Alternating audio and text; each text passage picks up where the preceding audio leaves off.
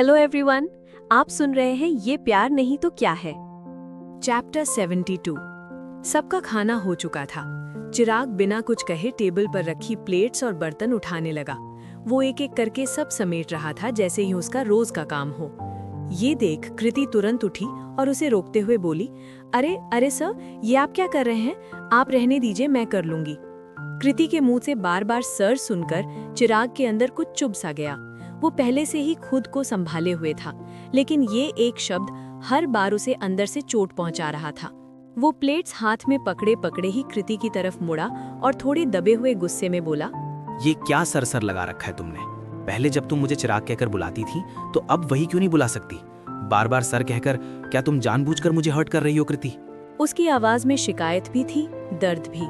चिराग की ये बात सुनकर कृति कुछ पल तक बस उसे देखती रही, फिर थोड़ी हैरानी और थोड़ी मजबूरी के साथ बोली, आप हर्ट क्यों हो रहे हैं? और रही बात माफी की, तो मैं आपको पहले ही माफ कर चुकी हूँ, इसलिए अब आपको गिल्ट फील करने की भी जरूरत नहीं है। और ये जो मैं आपको सर कहकर बुला रही हूँ, तो मैं आपसे पहले ही क्लियरली कह चुकी हूँ, अब हम पहले की तरह दोस्त बनकर नहीं रह सकते, इसलिए अब मैं आपको सिर्फ अपना बॉस मानती हूँ। ये सुनते ही चिराग को जैसे किसी ने अंदर से तोड़ दिया हो। उसने कुछ भी नहीं कहा, न सफाई दी न शिकायत की, बस सारे बर्तन उठाए और बिना पीछे देखे किचन की तरफ चला गया। कृति कुछ सेकंड वहीं खड़ी उसे देखती रही, फिर वो भी बिना कुछ कहे उसके पीछे पीछे किचन में आ गई। दोनों के बीच एक अजीब सी खामोशी थी। कृति चुपचाप उसके पास खड़ी होकर बर्तन धोने लगी। न उसने कुछ पूछा, न चिराग ने कुछ कहा। कृति को अपने पास महसूस कर चिराग के चेहरे पर अपने आप एक छोटी सी मुस्कान आ गई। कुछ ही बर्तन बचे थे। चिराग उसकी तरफ देखकर कुछ कहने ही वाला था कि कृति अचानक हाथ झाड़ते हुए बाहर निकल गई और सीधे हॉल में जाकर सोफे पर बैठ गई। रचना ये सब बहुत ध्यान से नोटिस कर रही थी। वो भी जाकर कृति के पास बैठ गई और फोन चलाने लगी, जैसे कुछ हुआ ही ना हो। किचन में चिराग अकेला रह गया था। वो गुस्से में बर्तन धोते हुए खुद में ही बड़बड़ाने लगा। कहती है माफ कर दिया। अगर सच में माफ कर दिया होता तो क्या ऐसे बिहेव करती जैसे अभी मेरे साथ कर रही है? और बार बार सर सर। पहले कितनी अलग थी, हमेशा प्यार से बात करती थी। एक बार मैंने कहा था कि अब हम दोस्त हैं तो मुझे सर नहीं चिराग कहकर बुलाना, और उसने बिना सोचे मान लिया था। तब से हमेशा मुझे चिराग ही कहा, और अब जब देखो तब सर। उसके हाथ तेजी से चल रहे थे। गुस्से और शिकायत के साथ सारे बर्तन धो लेने के बाद चिराग का मूड थोड़ा हल्का हो चुका था। उसने हाथ पोंछे और लिविंग रूम में आया। वहां कृति और रचना पहले से बैठे अपने अपने काम में बिजी थे। दोनों को यूं व्यस्त देख उसने कुछ नहीं कहा और वहीं बैठने लगा। अभी वो सोफे पर ठीक से बैठ भी नहीं पाया था कि उसका फोन रिंग करने लगा। चिराग ने तुरंत अपनी पैंट की पॉकेट से मोबाइल निकाला। स्क्रीन पर फ्लैश होते नाम को देखते ही उसके चेहरे पर हल्की सी मुस्कान आ गई। वो फोन लेकर खड़ा हुआ और सीधे अपने कमरे की तरफ चला गया। वही कमरा जो रचना ने उसे यहाँ रहने के लिए दिया था, ताकि उसकी वजह से किसी को डिस्टर्बेंस ना हो। लेकिन चिराग ये नोटिस नहीं कर पाया कि जब उसने स्क्रीन देखी थी और मुस्कुराया था, उस वक्त कृति की नजर उसी पर थी। उसे फोन उठाकर कमरे में जाता देख कृति के दिल में कुछ अजीब सा चुभ गया। उसे बिल्कुल अच्छा नहीं लगा, इसलिए वो भी बिना कुछ कहे उठी और अपने कमरे में चली गई। रचना ये सब देख रही थी। दोनों के रिएक्शंस ने उसे सब कुछ साफ साफ समझा दिया। वो चिराग के कमरे की तरफ देखते हुए खुद से बुदबुदाई, ये सच में बहुत बड़ा इडियट है। पता नहीं कैसे ये किसी का मैनेजर बन गया। क्या जरूरत थी फोन देखकर मुस्कुराने की? और मुस्कुराया भी ऐसे जैसे सच में इसकी गर्लफ्रेंड का कॉल हो। मुस्कुराने तक तो ठीक, लेकिन ऐसे उठकर कमरे में जाने की क्या जरूरत थी? बेचारी मेरी कृति, उसे कितना बुरा लगा होगा। कब से इसके आने का इंतजार कर रही थी, कब से इसके प्यार के इजहार का इंतजार है उसे। और ये पागल आया तो सही, लेकिन लव कन्फेस करने की जगह गिल्ट की बातें करने में लगा पड़ा है। अब मुझे ही कुछ करना पड़ेगा। थोड़ी देर बाद रचना हल्दी वाला दूध लेकर कृति के कमरे में पहुंची। उसी वक्त कृति वॉशरूम से बाहर आई थी।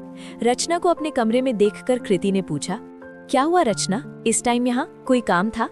रचना ने दूध का ग्लास आगे बढ़ाते हुए कहा, ये जाकर चिराग को दिया।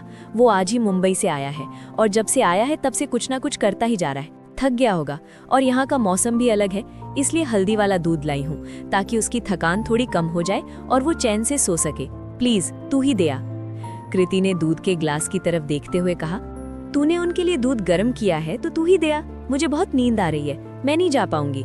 रचना ने तुरंत मासूम सा चेहरा बनाकर कहा, प्लीज ना कृतु, मेरे पैरों में आज थोड़ा दर्द हो रहा है, सीढ़ियां चढ़ने में प्रॉब्लम होगी, प्लीज दया।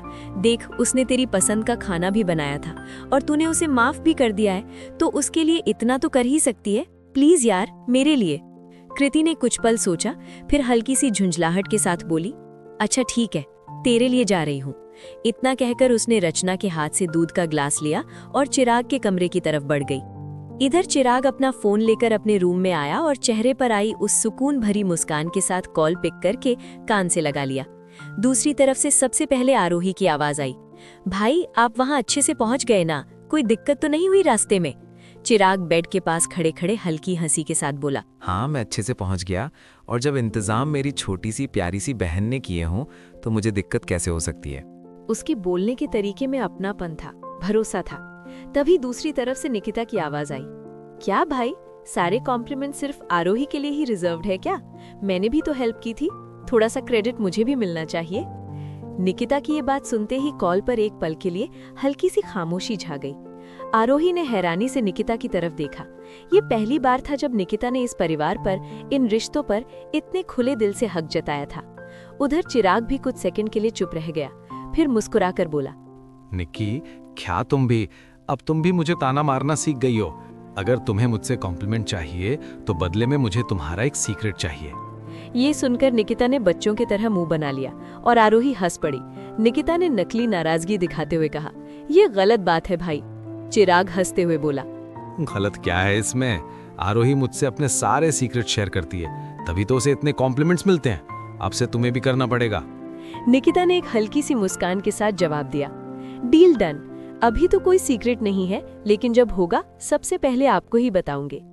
फिर से सब लोग चौंक गए, क्योंकि ये वही निकिता थी जो पहले अपने दिल की बातें खुद तक सीमित रखती थी, और आज वो बिना झिझके उन सब की तरफ एक कदम बढ़ा रही थी।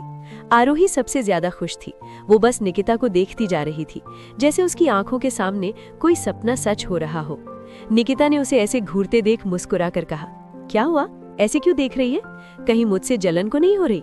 वो आगे कुछ कहती, उससे पहले ही आरोही ने प्यार से उसके मुंह पर हाथ रखकर कहा, चुप, बिल्कुल चुप, मुझे तुझसे कभी जलन नहीं हो सकती, समझी? अपनी बहन से भी कोई जलता है क्या? और अगर कोई जलता होगा तो वो जरूर अपनी बहन से प्यार ही नहीं करता होगा, लेकिन मैं तुझसे बहुत प्यार करती हूँ। ये सुनते ही निकिता की आंखें भर आई। वो बिना कुछ कहे आरोही के गले लगते हुए बोली, थैंक यू आरू, मेरी जिंदगी में आने के लिए, मुझे इतनी प्यारी फैमिली देने के लिए। जब मैं इस दुनिया में बिल्कुल अकेली पड़ गई थी, तब तो मेरी जीने की उम्मीद बनकर मेरी लाइफ में आई। Thank you so much. Aarohi ने उसे और कसकर गले लगाते हुए कहा, और थैंक यू तुझे भी, मेरी दोस्त ही नहीं, मेरी बहन बनने के लिए। पूरी फैमिली ये सब देख रही थी, और सबके चेहरे पर जो मुस्कान थी वो सिर्फ खुशी की नहीं, राहत की भी थी, क्योंकि आज निकिता ने उन्हें सिर्फ एक्सेप्ट नहीं किया था, बल्कि दिल से अपना लिया था।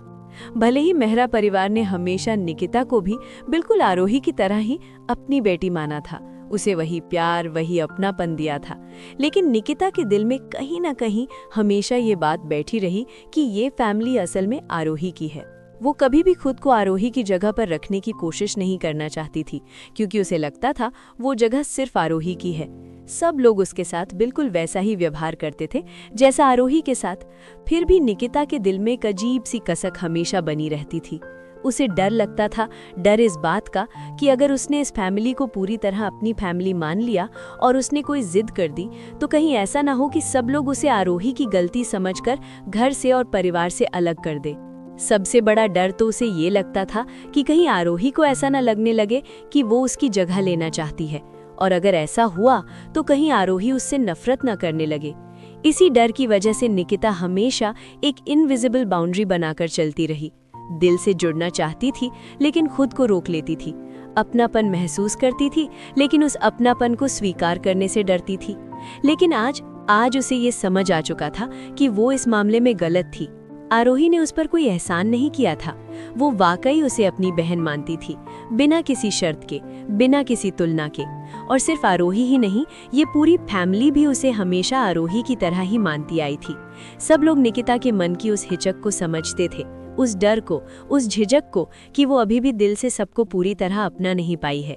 इसीलिए किसी ने कभी उसे मजबूर नहीं किया, किसी ने उससे ये उम्मीद नहीं रखी कि वो तुरंत सबको अपना ले। सबने उसे पूरी आज़ादी दी कि जब उसका दिल तैयार होगा तब वो खुद ही सबको स्वीकार करेगी, क्योंकि उन्हें भरोसा था कि एक ना एक दिन निकिता सच में दिल से उन्हें अपनी फैमिली मान ही लेगी। और आज शायद वो दिन आ चुका था। तभी चिराग की आवाज आई। हेलो, मैं भी हूँ यहाँ। आरोही हंसते हुए बोली, हाँ हाँ भाई, आप भी हैं, लेकिन आप ये बताइए, भाभी से मिले? चिराग की आवाज अपने आप सॉफ्ट हो गई। हाँ, मिला हूँ, पूरे 4 साल बाद। सच कहूँ तो बहुत खुश हूँ। थैंक यू उसे ढूंढने के लिए। आरोही तुरंत बोली, क्या भाई, बार बार थैंक यू क्यों? क्या मैं आपके लिए इतना भी नहीं कर सकती? सबसे पहले आप मुझे ये बताइए, आप दोनों की बात हुई? वो आपसे अभी भी नाराज है? चिराग की आवाज में हल्की सी उदासी उतर आई। हाँ, बहुत नाराज है। कहती है माफ कर दिया है, लेकिन हर बार सर कहकर बुलाती है। मुझे नहीं लगता वो इतनी जल्दी माफ करेगी, लेकिन मैं कोशिश करता रहूंगा। आरोही पूरे विश्वास के साथ बोली, उन्हें माफ करना ही पड़ेगा, आखिर आपके जैसा प्यार करने वाला इंसान उन्हें दोबारा कहाँ ही मिलेगा। आरोही की बात सुनकर चिराग के होठों पर हल्की सी मुस्कुराहट आ गई। तो गाइज, आज का चैप्टर तो यहीं खत्म होता है। अगर आपको मेरी ये कहानी पसंद आ रही हो तो वीडियो को लाइक करें, अपने फेवरेट मोमेंट को कमेंट में जरूर शेयर करें। आपके हर एक कमेंट से हमें और लिखने की हिम्मत मिलती है। और हाँ, मेरी चैनल को सब्सक्राइब करना ना भूलें, साथ ही बेल आइकन जरूर दबाएं ताकि इस जज्बाती सफर का कोई भी हिस्सा आप मिस ना करें।